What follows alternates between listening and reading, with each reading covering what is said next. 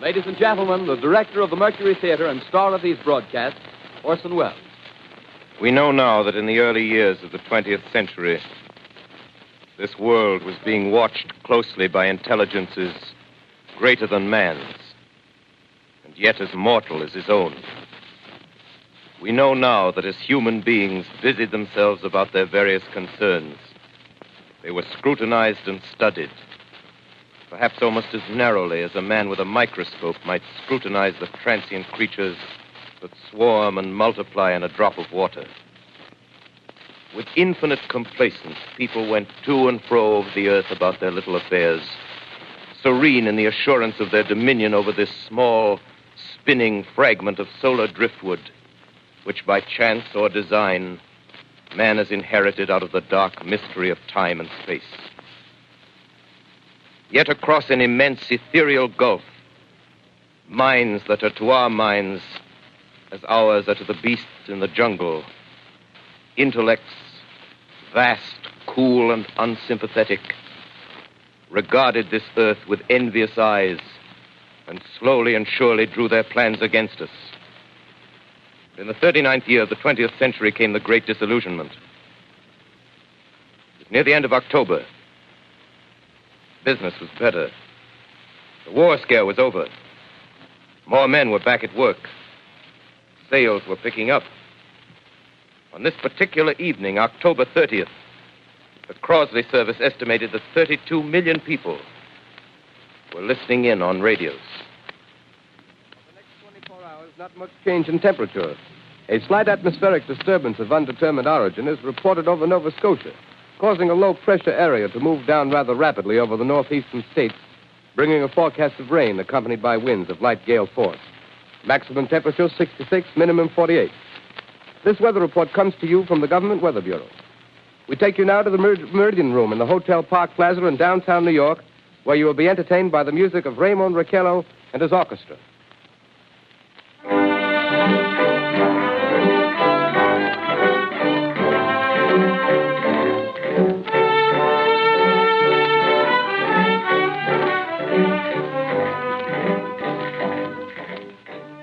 Good evening, ladies and gentlemen.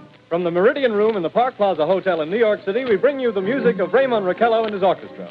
With a touch of the Spanish, Raymond Raquello leads off with La Comparsita.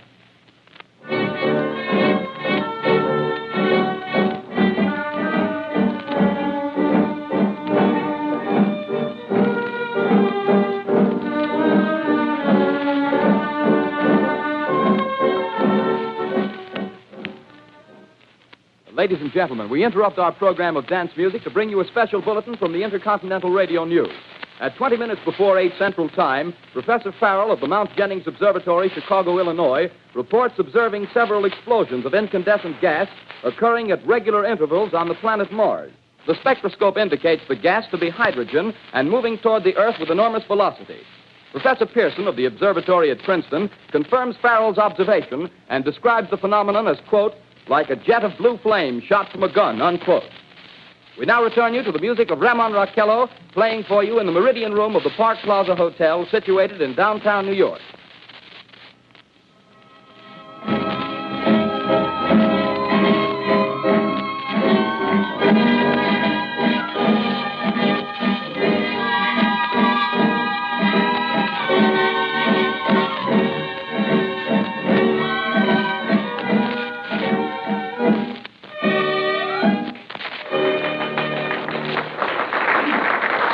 Now, a tune that never loses favor, the ever-popular Stardust, Raymond Raquello and his orchestra.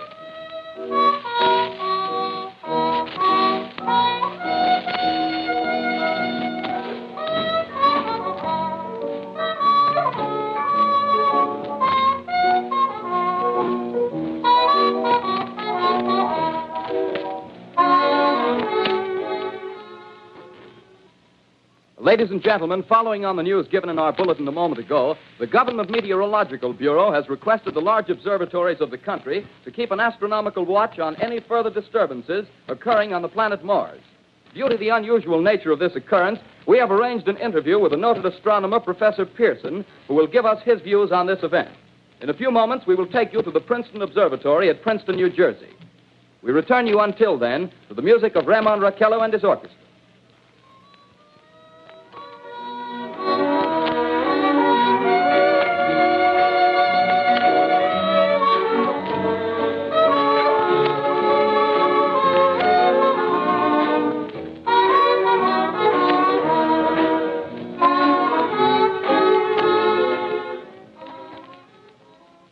We are ready now to take you to the Princeton Observatory at Princeton, where Carl Phillips, our commentator, will interview Professor Richard Pearson, famous astronomer. We take you now to Princeton, New Jersey. Good evening, ladies and gentlemen. This is Carl Phillips speaking to you from the observatory at Princeton. I'm standing in a large semicircular room, pitch black except for an oblong split in the ceiling.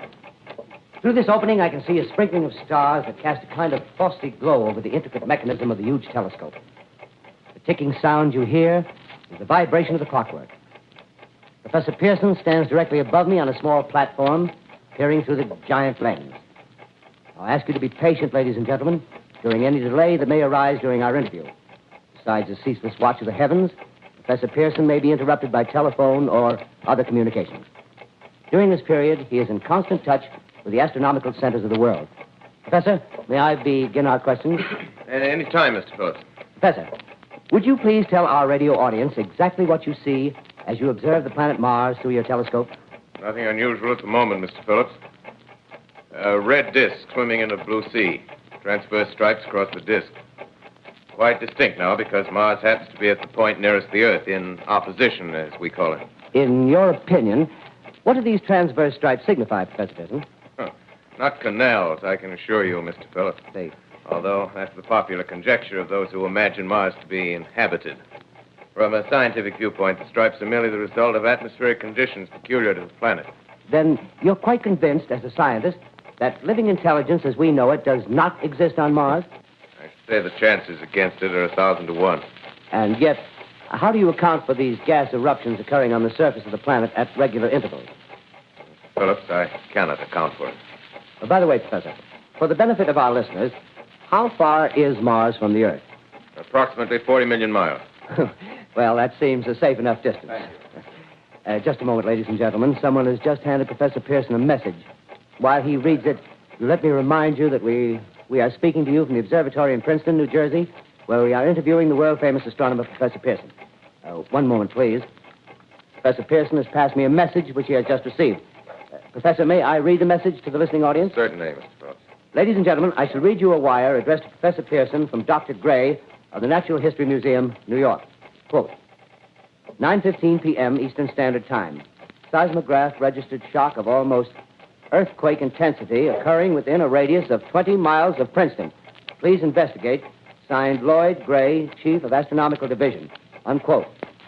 Professor Pearson, could this occurrence possibly have something to do with the disturbances observed on the planet Mars? Hardly, Mr. Phillips. This is probably a meteorite of unusual size, and its arrival at this particular time is merely a coincidence. However, we shall conduct a search as soon as daylight permits. Thank you, Professor.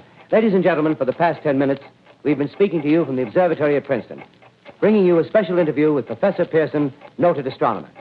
This is Carl Phillips speaking. We are returning you now to our New York studio.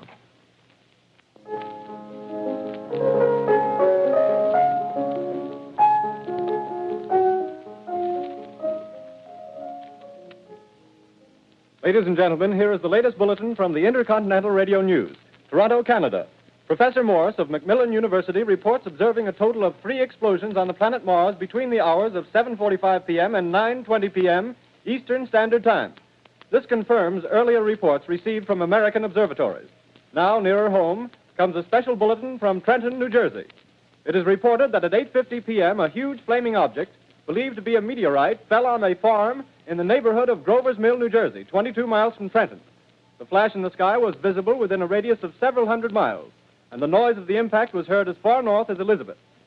We have dispatched a special mobile unit to the scene, and we'll have our commentator, Carl Phillips, give you a word picture of the scene as soon as he can reach there from Princeton. In the meantime, we take you to the Hotel Martinet in Brooklyn, where Bobby Millett and his orchestra are offering a program of dance music.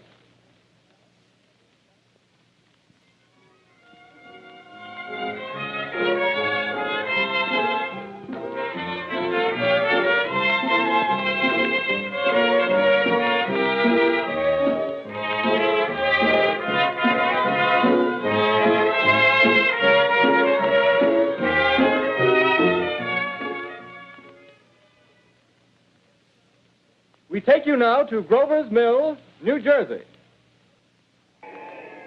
Ladies and gentlemen, this is Carl Phillips again, out at the Wilmot Farm, Grover's Mill, New Jersey. Professor Pearson and myself made the 11 miles from Princeton in 10 minutes. Well, I hardly know where to begin. To paint for you a word picture of the strange scene before my eyes, like something out of a modern Arabian Nights. Well, I just got here. I haven't had a chance to look around yet. I guess that's it. Yes, I guess that's the thing directly in front of me, half buried in a vast pit. Must have struck with terrific force. The ground is covered with splinters of a tree. It must have struck on its way down. But I can see the object itself doesn't look very much like a meteor.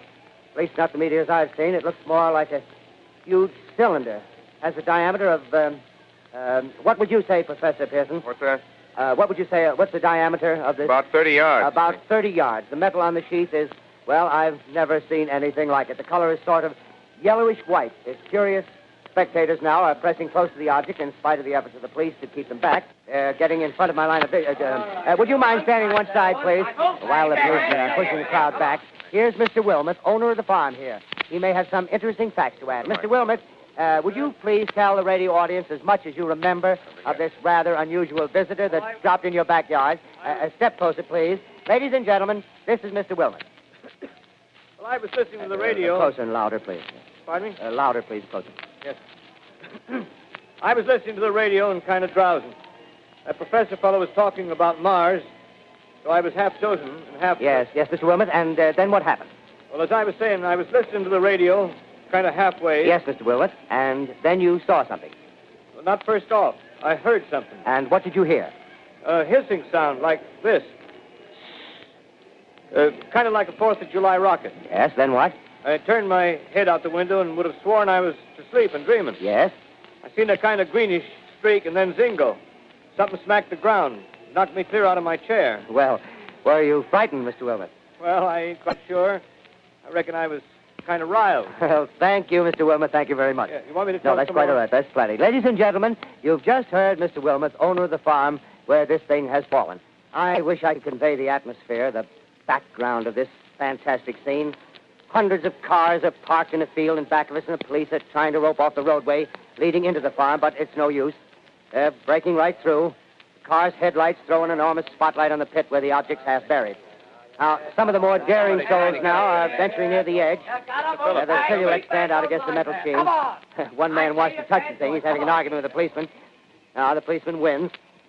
Now, ladies and gentlemen, there's something I haven't mentioned in all this excitement, but it's becoming more distinct. Perhaps you've caught it already on your radio. Listen, please. Do you hear it? It's a curious humming sound that seems to come from inside the object. I'll move the microphone nearer. Here. Now, we're not more than 25 feet away. Can you hear it now? Professor Pearson. Yes, Mr. Wells. Can you tell us the meaning of that scraping noise inside the thing? Possibly the unequal cooling of its surface. I say, do you still think it's a meteor, Professor? I don't know what to think. The metal casing is definitely extraterrestrial. Not found on this Earth. Friction with the Earth's atmosphere usually tears holes in a meteorite. This thing is smooth, and you can see its cylindrical Just a minute. shape. Something's happening. Ladies and gentlemen, this is terrific. This end of the thing is beginning to flake off. The top is beginning to rotate like a screw, and the thing must be hollow. He's moving. Keep back there. Keep back there. Keep those men back. Keep back there. Keep those idiots back. Keep off. The top's loose. Look out there. Stand back. Ladies and gentlemen, this is the most terrifying thing I've ever witnessed. Wait a minute. Someone's calling someone or something. I can see coming out of that black hole two luminous discs. The eyes, it might be a face, might be almost... Good heavens, something wriggling out of the shadow like a gray snake. Now it's another one, and another one, and another one. They look like tentacles to me. Oh, yeah, I can see the thing's body. Now it's large as a bear. It glistens like wet leather, but that face, ladies and gentlemen, it's indescribable. I can hardly force myself to keep looking at it. It's so awful. The eyes are black, and they gleam like a serpent. The mouth is kind of V-shaped with saliva dripping from its rimless lips that seem to quiver and pulsate, and the monster or whatever it is can hardly move. It seems weighed down by possibly gravity or something. The thing's rising up now, and the crowd falls back. They've seen plenty. The most extraordinary experience, ladies and gentlemen. I can't find words. Well, I'll pull this microphone with me as I talk. I'll have to stop the description until I can take a new position. Hold on, will you, please? I'll be right back in a minute.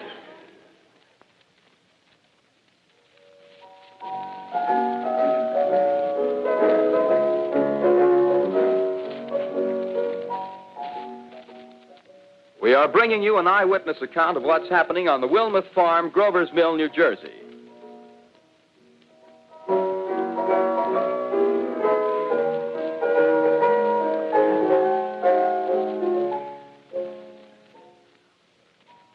We now return you to Carl Phillips at Grover's Mill. Ladies and gentlemen, am I on? Ladies and gentlemen, here I am, back of a stone wall that adjoins Mr. Wilmuth's garden. From here, I get a sweep of the whole scene. I'll give you every detail as long as I can talk and as long as I can see. More state police have arrived. They're drawing up a cordon in front of the pit. About 30 of them. No need to push the crowd back now. They're willing to keep their distance. The captain's conferring with someone. Can't quite see who. Oh, yes, I believe it's Professor Pearson. Yes, it is. Now they've parted, and the professor moves around one side, studying the object while the captain and two policemen advance with something in their hands. I can see it now. It's a white handkerchief tied to a pole. Flag of truce. If those creatures know what that means, what anything means. Wait a minute, something's happening. Humped shape is rising out of the pit. I can make out a small beam of light against a mirror. What's that? There's a jet of flame springing from the mirror, and it leaps right at the advancing men. It strikes them head on. Oh, Lord, they're turning into flames. Now the whole field's caught up by the woods, the barns, the gas tanks of the automobiles spreading everywhere. It's coming this way now, about 20 yards to my right.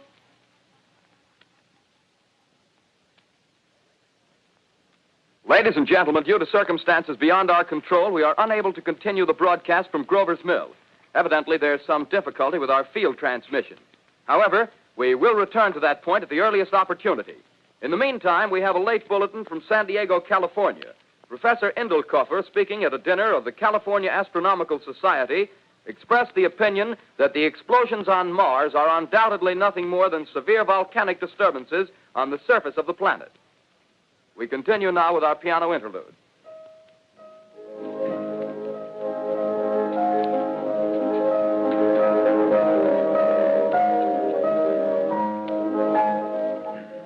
Ladies and gentlemen, I've just been handed a message that came in from Grover's Mill by telephone.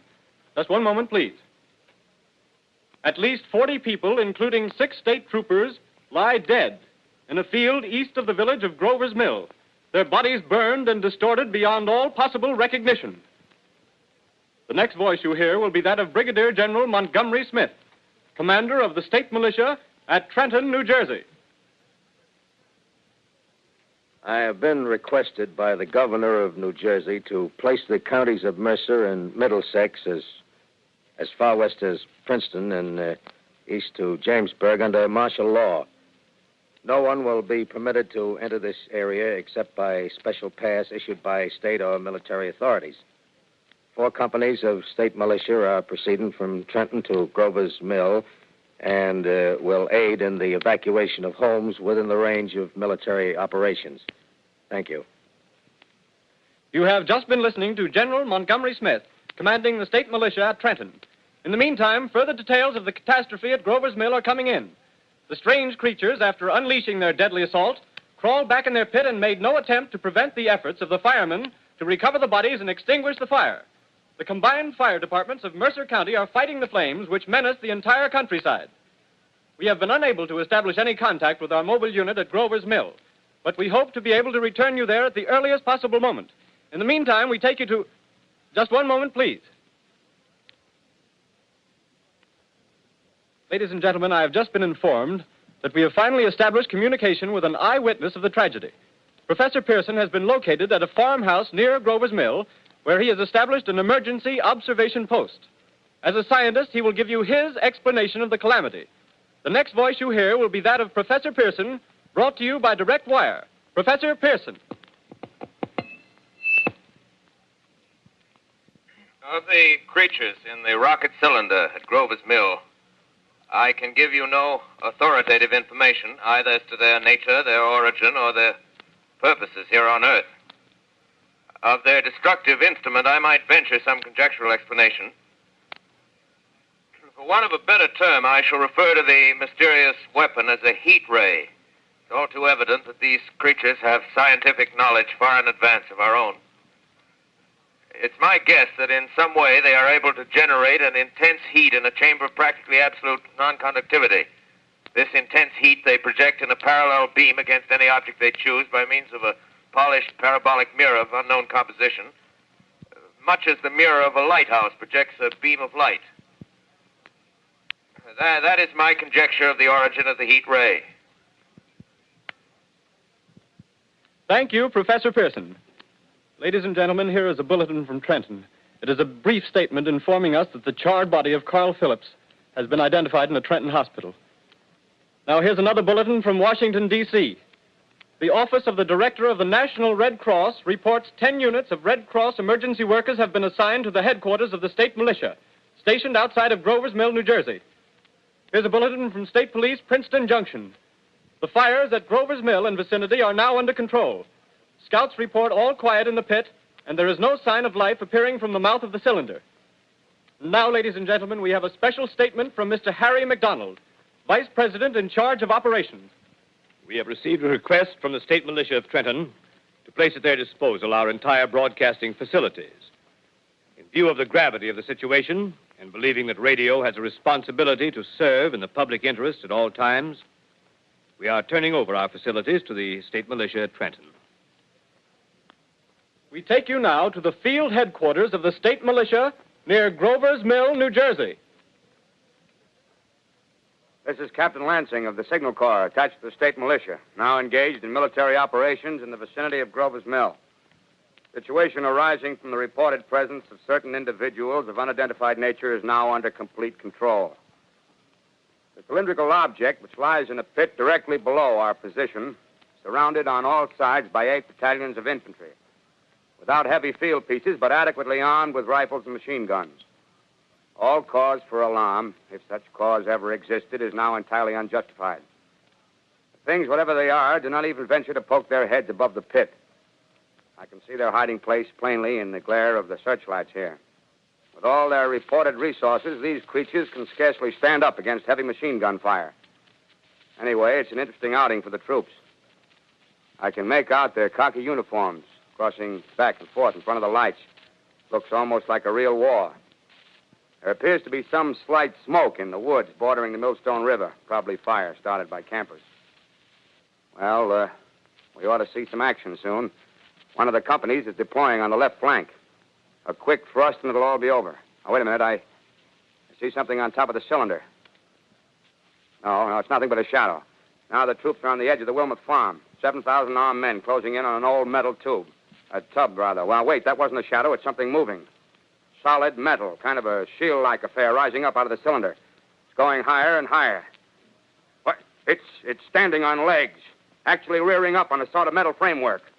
Now it's reaching above the trees, and the searchlights are on it. Hold on.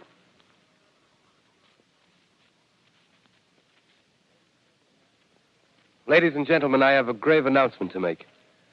Incredible as it may seem, both the observations of science and the evidence of our eyes lead to the inescapable assumption that those strange beings who landed in the Jersey farmlands tonight are the vanguard of an invading army from the planet Mars. The battle which took place tonight at Grover Mills has ended in one of the most startling defeats ever suffered by an army in modern times. 7,000 men armed with rifles and machine guns pitted against a single fighting machine of the invaders from Mars. 120 known survivors. The rest strewn over the battle area from Grover's Mill to Plainsboro, crushed and trampled to death under the metal feet of the monster, or burned to cinders by its heat ray. The monster is now in control of the middle section of New Jersey and has effectively cut the state through its center. Communication lines are down from Pennsylvania to the Atlantic Ocean. Railroad tracks are torn and service from New York to Philadelphia discontinued, except routing some of the trains through Allerton and Phoenixville. Highways to the north, south, and west are clogged with frantic human traffic. Police and army reserves are unable to control the mad flight. By morning, the fugitives will have swelled Philadelphia, Camden, and Trenton It is estimated to twice their normal population. Martial law prevails throughout New Jersey and eastern Pennsylvania. At this time, we take you to Washington for a special broadcast on the national emergency. The Secretary of the Interior. Citizens of the nation, I shall not try to conceal the gravity of the situation that confronts the country, nor the concern of your government in protecting the lives and property of its people. However, I wish to impress upon you, private citizens and public officials, all of you, the urgent need of calm and resourceful action.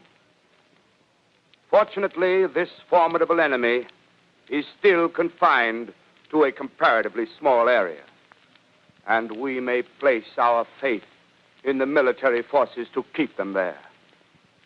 In the meantime, placing our faith in God, we must continue the performance of our duties, each and every one of us, so that we may confront this destructive adversary with a nation united, courageous, and consecrated to the preservation of human supremacy on this earth.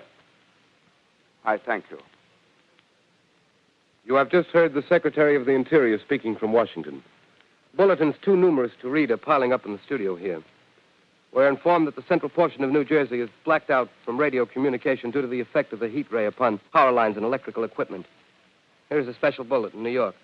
Cables have been received from English, French, and German scientific bodies offering assistance. Astronomers report continued gas outbursts at regular intervals on the planet Mars. The majority voiced the opinion that the enemy will be reinforced by additional rocket machines. There have been several attempts made to locate Professor Pearson of Princeton, who has observed Martians at close range. It is feared he was lost in the recent battle. Langham Field, Virginia. Scouting planes report 3 Martian machines visible above treetops, moving north toward Somerville with population fleeing ahead of them. The heat ray is not in use, although advancing at express train speed, invaders pick their way carefully. They seem to be making a conscious effort to avoid destruction of cities and countryside. However, they stop to uproot power lines, bridges, and railroad tracks. Their apparent objective is to crush resistance, paralyze communication, and disorganize human society. Here is a bulletin from Basking Ridge, New Jersey. Coon hunters have stumbled on a second cylinder similar to the first, embedded in the great swamp 20 miles south of Morristown. Army field pieces are proceeding before the cylinder can be opened and the fighting machine rigged. They are taking up a position in the foothills of Watchung Mountains. Another bulletin from Langham Field, Virginia. Scouting planes report enemy machines, now 3 in number, increasing speed northward, kicking over houses and trees in their evident haste to form a conjunction with their allies south of Morristown. Machines also sighted by telephone operator east of Middlesex, within 10 miles of Plainfield. Here's a bulletin from Winston Field, Long Island. A fleet of Army bombers carrying heavy explosive flying north in pursuit of enemy. Scouting planes act as guides. They keep the speeding enemy in sight. Just a moment, please, ladies and gentlemen. We've run special wires to the artillery line in adjacent villages to give you direct reports in the zone of the advancing enemy. First, we take you to the battery of the 22nd Field Artillery, located in the Watchung Mountains. Range 32 meters. 32 meters. Projection 39 degrees. 39 degrees. Fire. 140 yards to the right, sir. Shift range 31 meters. 31 meters. Projection 37 degrees. 37 degrees. Fire.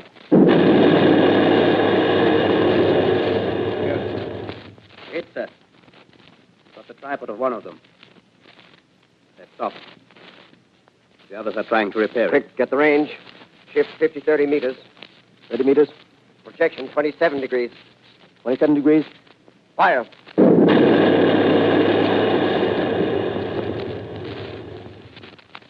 Can see the shell land, sir. Letting off a smoke. What is it? Black smoke, sir. Moving this way. Lying close to the ground. Moving fast. Put on gas masks. Get ready to fire. Shift to 24 meters. 24 meters. Projection 24 degrees. 24 degrees. Fire.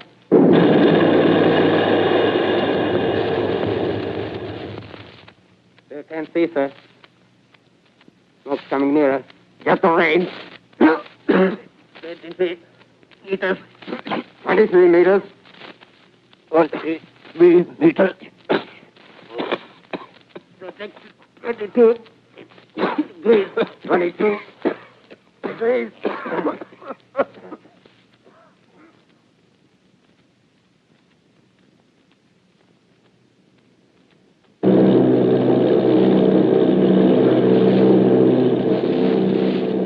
Army bombing plane B-843 off Bayonne, New Jersey. Lieutenant Vogt, commanding 8 bombers, reporting to Commander Fairfax, Langham Field. This is Vogt reporting to Commander Fairfax, Langham Field. Enemy tripod machines now in sight.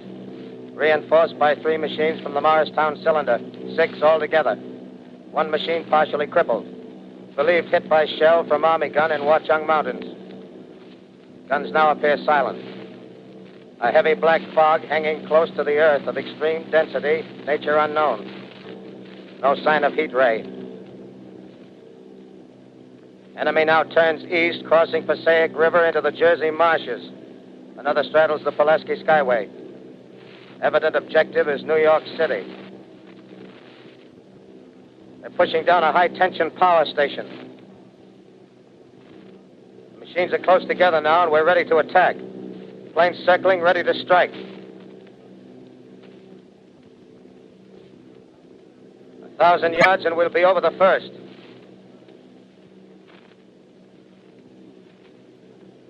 $800 yards.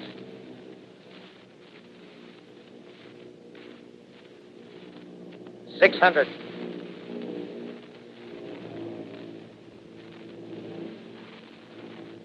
$400. 200. There they go. The giant arm raised. Green flash. They're spraying us with flame. 2,000 feet. Engines are giving out. No chance to release bombs. Only one thing left. Drop on them, plane and all. We're diving on the first one. Now the engine's gone. 8.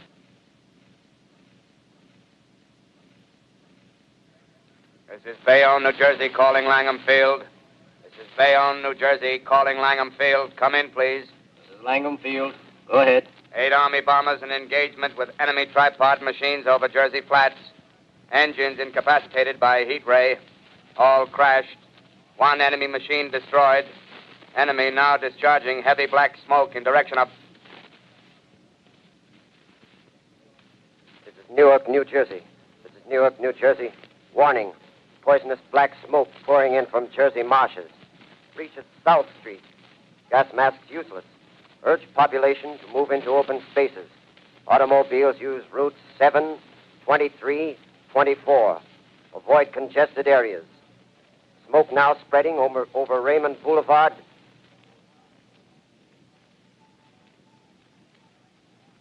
X2L calling CQ, 2X2L calling CQ, 2X2L calling 8X3R. Come in, please. This is 8X3R coming back at 2X2L. How's reception? How's reception? K, please. Where are you, 8X3R? What's the matter? Where are you?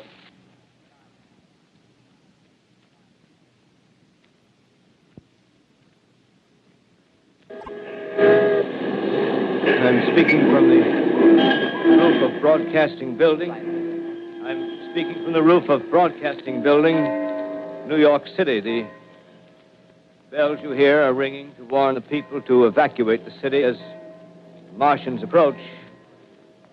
Estimated in the last 2 hours, 3 million people have moved out along the roads to the north. Hutchison River Parkway is still kept open for motor traffic. Avoid bridges to Long Island, hopelessly jammed. All communication with Jersey Shore closed 10 minutes ago. No more defenses. Our army is wiped out. Artillery, Air Force, everything wiped out. This may be the last broadcast. We'll stay here to the end. people are holding service here below us in the cathedral. Now I look down the harbor, all manner of boats, overloaded with fleeing population pulling out from docks.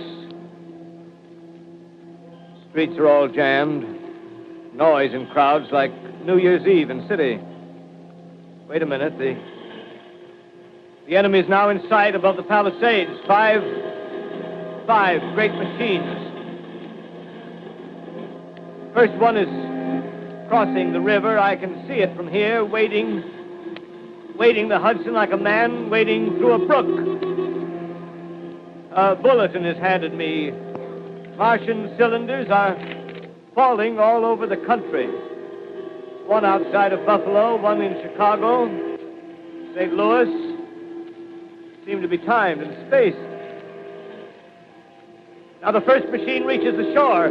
He stands watching, looking over the city. The steel cowlish head is even with the skyscrapers. He waits for the others.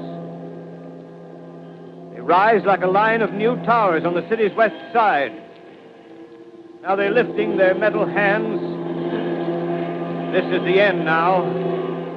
Smoke comes out, black smoke drifting over the city. People in the streets see it now. They're running toward the East River, thousands of them, dropping in like rats. Now the smoke's spreading faster. It's reached Times Square. People are trying to run away from it, but it's no use. They're falling like flies. Now the smoke's crossing 6th Avenue. 5th Avenue, 100 yards away. It's 50 feet.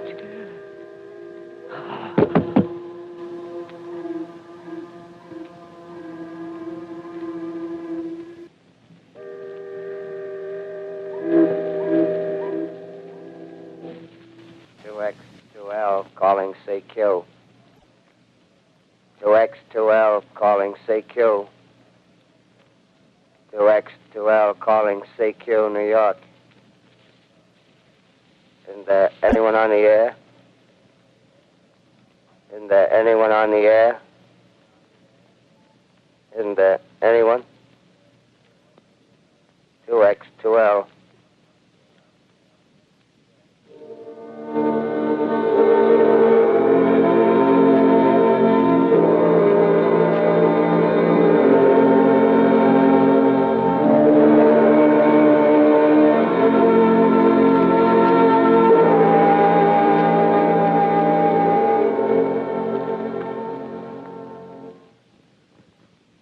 I set down these notes on paper. I'm obsessed by the thought that I may be the last living man on Earth. I've been hiding in this empty house near Grover's Mill, a small island of daylight cut off by the black smoke from the rest of the world. All that happened before the arrival of these monstrous creatures in the world now seems part of another life. A life that has no continuity with the present. Furtive existence of the lonely derelict who pencils these words on the back of some astronomical notes bearing the signature of Richard Pearson. I look down at my blackened hand and I try to connect them with a professor who lives at Princeton and who, on the night of October 20th, glimpsed through his telescope an orange splash of light on a distant planet. My wife, my colleagues, my students, my books, my observatory,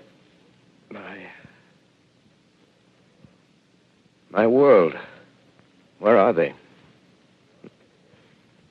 Did they ever exist? Am I Richard Pearson? What day is it? Do days exist without calendars? Does time pass when there are no human hands left to wind the clocks? In writing down my daily life, I tell myself I shall preserve human history between the dark covers of this little book that was meant to record the movements of the stars. But to write, I must live, and to live, I must eat.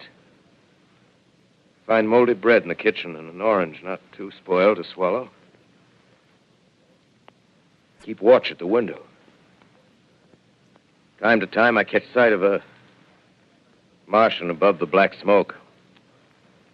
The smoke still holds the house in its black coil, but at length there's a hissing sound, and suddenly I see a Martian mounted on his machine, spraying the air with a jet of steam as if to dissipate the smoke. I watch in a corner as his huge metal legs nearly brush against the house. Exhausted by terror, I fall asleep. It's morning. Morning. Sun streams in the window. The black cloud of gas is lifted, and the scorched meadows to the north look as though a black snowstorm had passed over them. I venture from the house. I make my way to a road, no traffic. Here and there, a wrecked car, baggage overturned, a blackened skeleton. Push on north. For some reason, I feel safer trailing these monsters than running away from them. And I keep a careful watch. I've seen the Martians feed. Should one of their machines appear over the top of trees, I'm ready to fling myself flat on the earth. I come to a chestnut tree. October. Chestnuts are ripe. Fill my pockets. I must keep alive. 2 days I wander in a vague northerly direction through a desolate world. Finally, I notice a living creature. A small red squirrel in a beech tree. I stare at him and wonder. He stares back at me. I believe at that moment the animal and I shared the same emotion. The joy of finding another living being. Push on north. I find dead cows in a brackish field, and beyond the charred ruins of a dairy, the silo remains standing guard over the wasteland like a lighthouse, deserted by the sea. Astride the silo perches a weathercock. The arrow points north. North. Next day, I come to a city. City vaguely familiar in its contours, yet its buildings strangely dwarfed and leveled off as if a giant had sliced off its highest towers with a capricious sweep of his hand. Reached the outskirts. I found Newark. Newark, undemolished but humbled by some whim of the advancing Martians. Presently, with an odd feeling of being watched, I caught sight of something crouching in a doorway. I made a step towards it, and it rose up and became a man. A man armed with a large knife. Stop! Where do you come from? Oh, I come from many places. A long time ago, from Princeton. Princeton, huh? That's near Grover's Mill. Yes. Grover's Mill. There's no food here. This is my country. All this end of town down the river. There's only food for one. Which way are you going? I don't know. I guess I'm looking for people. Hey, what was that? Did you hear something just then? No. Only a bird. A live bird. Yeah. You get to know that birds have shadows these days. Say, we're in the open here. Let's crawl in this doorway here and talk. Have you seen any Martians? No. They're going over to New York. Night, the sky's alive with their lights, just as if people were still living in it. By daylight, you can't see them. 5 days ago, a couple of them carried something big across the flats from the airport. I think they're learning how to fly. Fly? Yeah, fly. Hmm. Then it's all over with humanity. Stranger, there's still you and I. 2 of us left. Yeah. They got themselves in solid. They wrecked the greatest country in the world. Those green stars, they're probably falling somewhere every night. They've only lost one machine. There isn't anything to do. We're done. We're licked. Where were you? You're in a uniform. Yeah, what's left of it. I was in the militia. National Guard. That's good. There wasn't any war. Any more than there's war between men and ants. Yes, but we're eatable ants. I found that out. What'll they do to us? I thought it all out. Right now, we're caught as we're wanted. A Martian only has to go a few miles to get a crowd on the run. But they won't keep on doing that. They'll begin catching us systematic, like keeping the best and storing us in cages and things. They haven't begun on us yet. Not begun? Not begun. All that's happened so far is because we don't have sense enough to keep quiet. Bothering them with guns and such stuff and losing our heads and rushing off in crowds. No, instead of our rushing around blind, we got to fix ourselves up according to the way things are now. Cities, nations, civilization, progress. Yes, but if that's so, what is there to live for? Well, there won't be any more concerts for 1,000,000 years or so, and no nice little dinners at restaurants. If it's amusement you're after, I guess the game's up. What is there left? Life, that's what. I want to live. Yeah, and so do you. We're not going to be exterminated. And I don't mean to be caught either. Tamed and fattened and bred like an ox. What are you going to do? I'm going on. Right under their feet. I got a plan. We men, as men, we're finished. We don't know enough. We got to learn plenty before we got a chance. We've got to live and keep free while we learn, see? I've thought it all out, see? Well, tell me the rest. Well, it isn't all of us that are made for wild beasts. That's what it got to. That's what it got to be. That's why I watched you. Watched you. All those little office workers that used to live in these houses. They be no good. They haven't any stuff in them. They used to run off to work. I've seen hundreds of them running to catch their commuter's train in the morning, afraid they'd get canned if they didn't. Running back at night, afraid they wouldn't be in time for dinner. Lives insured and a little invested in case of accidents. Yeah, and on Sundays, worried about the hereafter. Well, the Martians, they'll be a godsend for those guys. Nice, roomy cages, good food, careful breeding, no worries. Yeah, after a week or so of chasing around the fields on empty stomachs, they'll come and be glad to be caught. You've thought it all out, haven't you? Sure, you bet I have. That isn't all. These Martians are going to make pets of some of them. Train them to do tricks. Who knows, get sentimental over the pet boy who grew up and had to be killed. Yeah, and some maybe, they'll train to hunt us. Oh, no, it's impossible. Human Yes, beings. they will. There's men who do it gladly. If one of them ever comes after me, by... In the meantime, you and I and others like us, where are we to live when the Martians own the Earth? I got it all figured out. We'll live underground. I've been thinking about the sewers. Under New York, there are miles and miles of them. The main ones, they're big enough for anybody. Then there's cellars, vaults, underground storerooms, railway tunnels, subways. You begin to see, huh? We'll get a bunch of strong men together. No weaklings. That rubbish, out. As you meant me to go. All right. Give you a chance, didn't I? Won't quarrel about that. Go on. Well, we got to make safe places for us to stay in, see? Get all the books we can. Science books. That's where men like you come in, see? We raid the museums. We'll even spy on the Martians. May not be so much we have to learn before... Listen. Just imagine this. 4 or 5 of their own fighting machines suddenly start off. Heat rays right and left. Not a Martian in them. Not a Martian in them, see? But men. Men who've learned the way how. May even be in our time. Gee.